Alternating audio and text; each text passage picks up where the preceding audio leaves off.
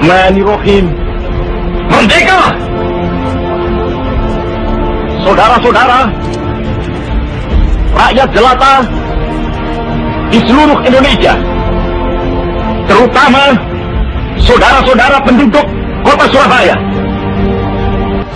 Selama banteng-banteng Indonesia masih mempunyai darah merah yang dapat memiliki tarik dan putih, merah dan putih, maka selama itu kita mau menyerah kepada siapa saudara rakyat Surabaya. Siapa? Keadaan genting. Tetapi saya peringatkan sekali lagi, jangan mulai menembak. Baru kalau kita ditembak, maka kita akan ganti menyerang mereka itu. Kita tunjukkan bahwa kita ini adalah benar-benar orang yang ingin merdeka.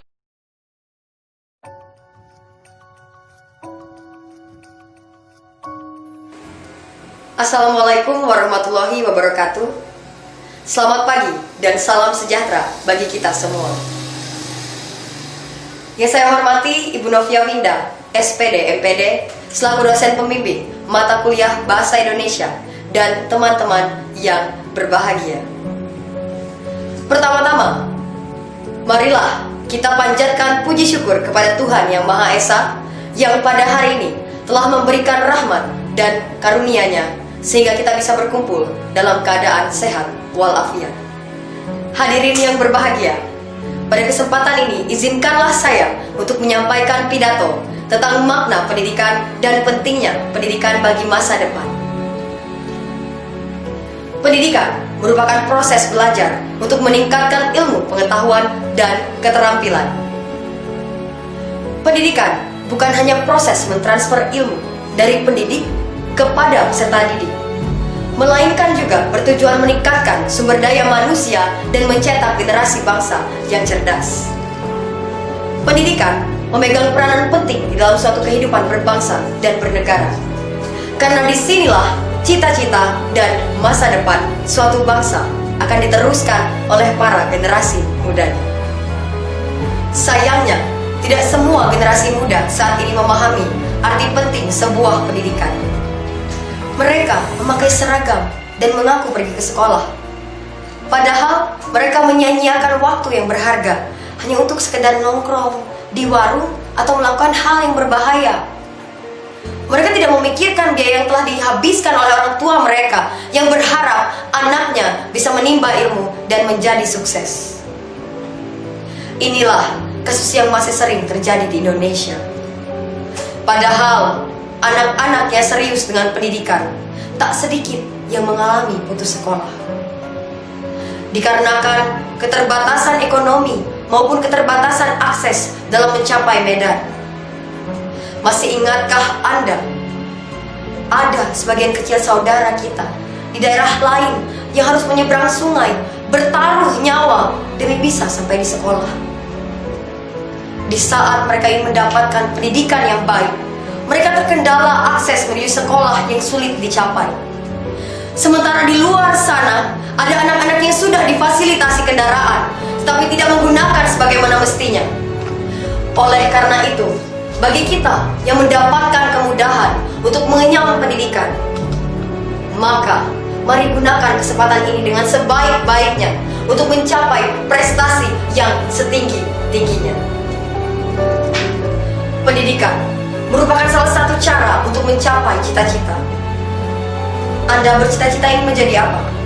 Dokter, insinyur, diplomat, presiden, semuanya tidak akan tercapai tanpa pendidikan yang memadai.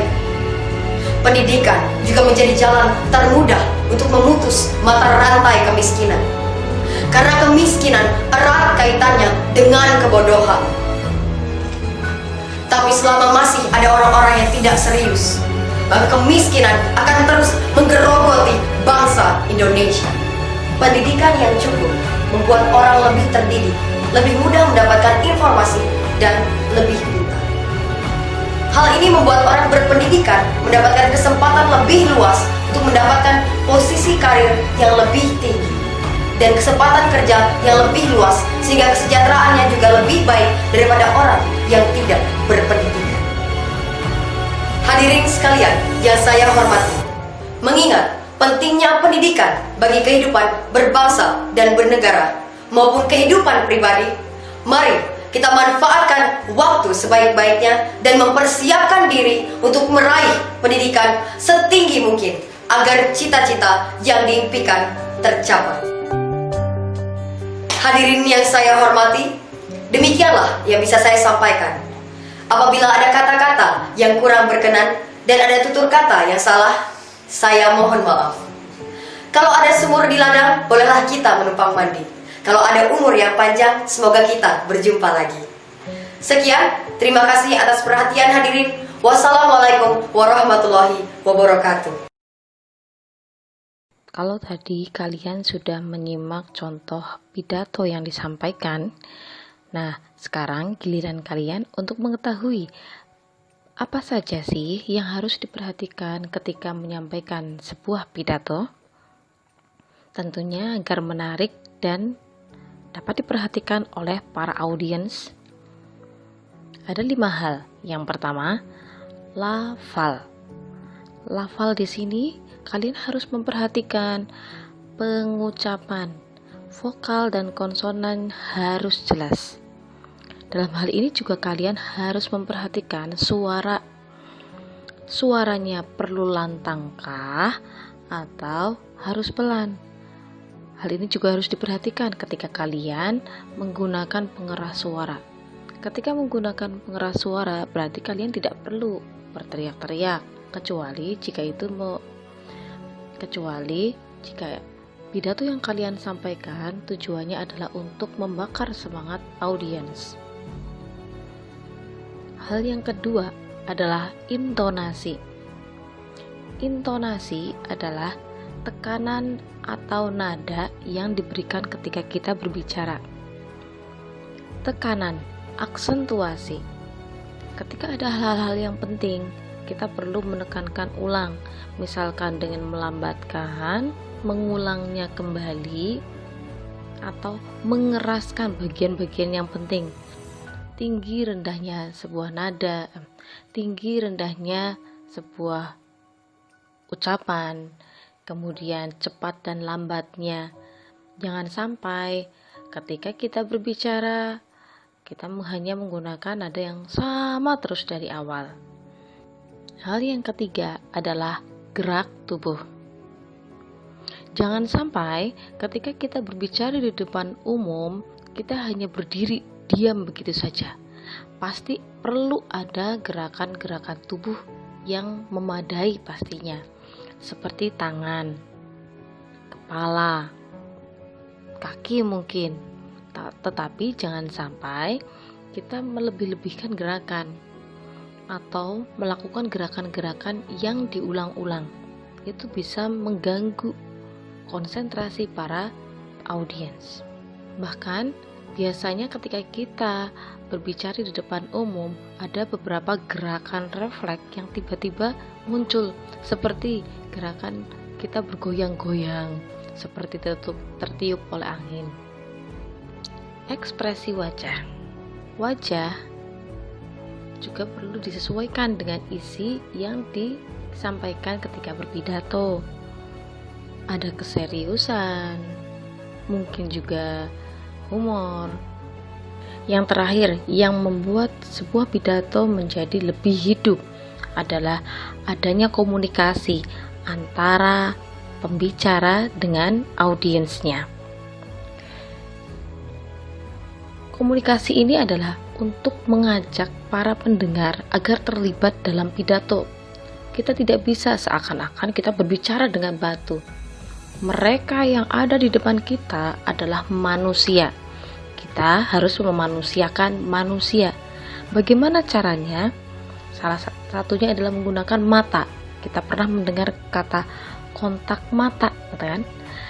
Mata kita jangan sampai hanya melihat pada satu titik.